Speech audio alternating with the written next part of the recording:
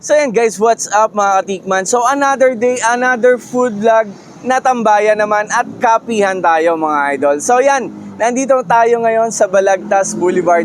Tabing kalsada lang po mga idol. So magkakapi tayo dito at tatambay. Yan, so location lang po nito, kung galing ka ng SSS, yung palikulang po ng SPC, nandito sila sa kanan guys. Ito ang Puentot Cafe.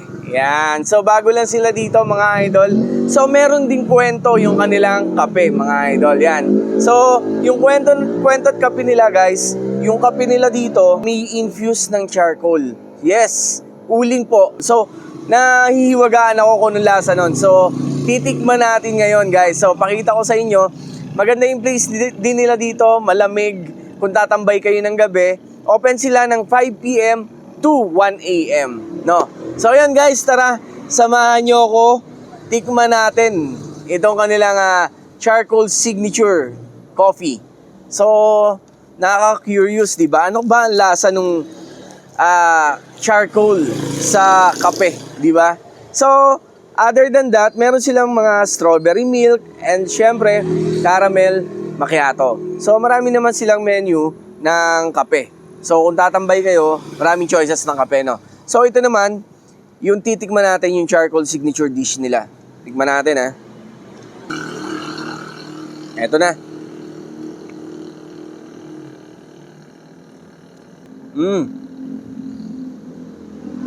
Para siyang black coffee na ice to, syempre. Malamig.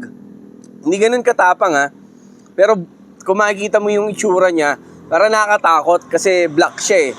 Pero may konting magaspang sa dila, may texture yung uling, pero hindi naman nakaka-apekto or something. Pero masarap din pala ha. So, maraming benefits daw tong charcoal kapag in-infuse mo sa kape.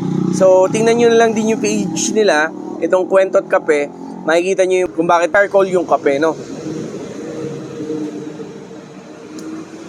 So, yun. Sa mga naihiwagaan dyan or yung nagku-curious, tikman nyo din yung charcoal coffee nila. Masarap nga. Promise. So, yun. Puntahan nyo na at tikman. Kung naghahanap kayo ng tambayan, late night, hanggang alauna sila. Yan. Nandito sila sa Balagtas Boulevard. Yan, mga idol. So, tara. Puentot Cafe. Let's go!